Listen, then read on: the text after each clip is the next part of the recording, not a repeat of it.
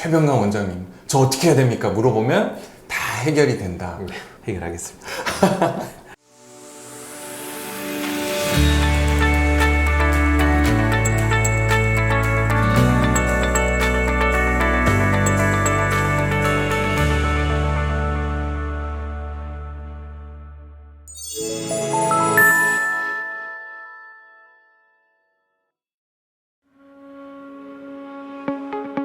급성 담낭염의 진단이 됐어요. 확실합니다. 무조건 수술합니까? 급성 담낭염의 치료 원칙은 돌이 있건 없건 간에 수술에 의한 담낭 절제술이 치료 원칙입니다. 하지만 무조건 수술하는 건 아니고요. 이제 염증 정도라든지 그 기간 또는 이제 환자의 나이나 전신 상태 이런 것들을 종합적으로 판단해서 약간의 차이를 두긴 합니다.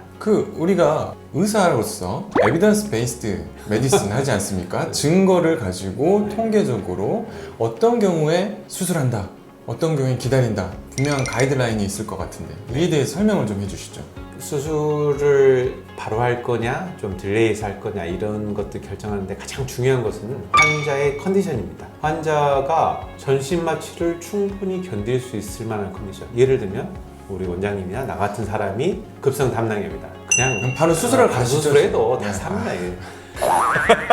그런 경우에는 바로 수술을 하는 것을 권장을 하고요. 근데 이제 이 환자가 너무 고령이라든지 지병이 많다든지 이제 염증이 너무 심해서 뭐 혈압이 떨어져 있고 의식이 저하되고 이런 상태에서 전신 마취를 했다가 더 큰 문제가 생길 수 있어요. 그러니까 이런 경우에는 바로 수술하는 것보다는 수액이나 항생제 치료를 먼저 시작하고요. 또 이제 필요하면 그 농을 좀 빼줘야겠잖아요. 농을 뺄 수 있는 방법이 피부에서 직접 쓸개에다 관을 집어넣어요. 그 안에 있는 농을 밖으로 빼주는 시술인데 그걸 이제 PTGBD라고 합니다. PTGBD 같은 시술을 먼저 해서 염증을 충분히 가라앉힌 다음에 환자분의 컨디션이 좋아지고 나면 수술하는 경우도 있고, 또 이제 수술하는 의사가 CT를 보고 이거 너무 어려운데, 너무 염증이 심한데 수술하다가 잘못하면 큰 합병증이 발생할 수도 있겠는데 라고 판단이 되면 그런 경우에도 PTGBD를 먼저 넣고 충분히 딜레이를 해서 쓸개의 염증이 충분히 가라앉고 나면 수술하는 경우도 많이 있습니다. 다시 한번 정리를 하자면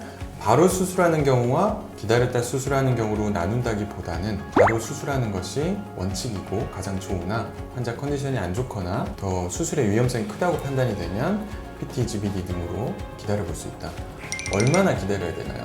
PTGBD를 넣고 언제 수술할 거냐에 대해서는 많은 의견들이 있습니다. 평균적으로 6주에서 3개월 정도 기다렸다 수술하는 것이 가장 좋다라고 되어 있습니다. 6주 이상이면 상당히 긴 기간인데 여기 관을 하나 꽂고 지내는 거 상당히 불편하지 않습니까?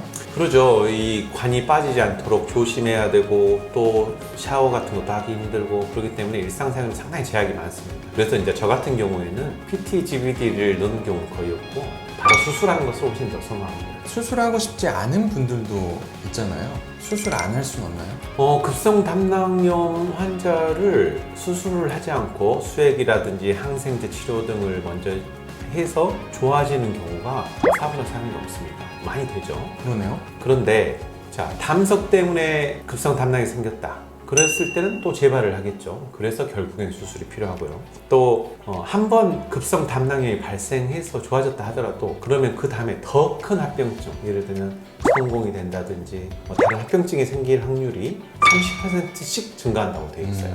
근데 만약에 돌이 없는 경우도 있잖아요. 돌이 없는데 증상이 심하지 않다. 그런 경우에는 항생제와 수액 치료를 해보고 그 다음에 증상이 좋아지고 다시 재발하지 않는다고 하면 그대로 사시라고 권장을 하지만은 혹시나 그 비결석성 담낭이 또 재발을 한다든지 또는 약물 치료로 충분히 좋아지지 않으면 수술을 하도록 권장하게 되어 있습니다. 합병증 발생률이 30%씩 증가한다고요? 네. 상당히 높은데요. 물가 상승률보다 훨씬 높은데요. 이거 굉장합니다. 요새 물가도 거의 네. 그런 것 같습니다. 이런 경우 없나요? 나는 수술 절대 안 할 거야. 그러신 분들 있습니다. 꼭 그러신 분들이 있어요. 물론 운이 좋으면 그대로 좋아질 수도 있겠죠. 뭐 그런 경우도 있습니다만 일반적으로 염증이 발생하고 이틀 후부터는 쓸개 안에가 농이 발생해요. 염증이 이제 심해져서 농이 발생하기 시작하는데 이제 그걸 담낭 축농이라고 합니다. 그럼 그 농이 다 어디 가겠어요? 다 피나 담도를 통해서 전신으로 퍼집니다. 그래서 폐혈증에 빠지기도 하고요. 또 담낭벽이 괴사 또는 천공 발생해가지고 이제 그런 것들이 복강 안에 다 퍼져버리면 이제 그걸 급성 복막염이라고 하죠. 이제 뭐 들어보셨겠지만 그런 경우에는 환자분이 뭐 단순 염증에서 넘어서 살고 죽고하는 문제가 생길 수 있거든요. 꼭 그렇게까지 내 몸을 가지고 도박을 해야 되나 이런 생각은 들죠. 네, 급성 담낭염 생기면 꼭 치료를 해야 될 것이고 여기 앞에 계신 분처럼 전문가를 찾아가서 최경남 원장님 저 어떻게 해야 됩니까? 물어보면 다 해결이 된다. 해결하겠습니다. 오늘 말씀 감사하고 아유, 감사합니다. 다음 시간이 너무 기대가 됩니다. 또 봅시다. 네.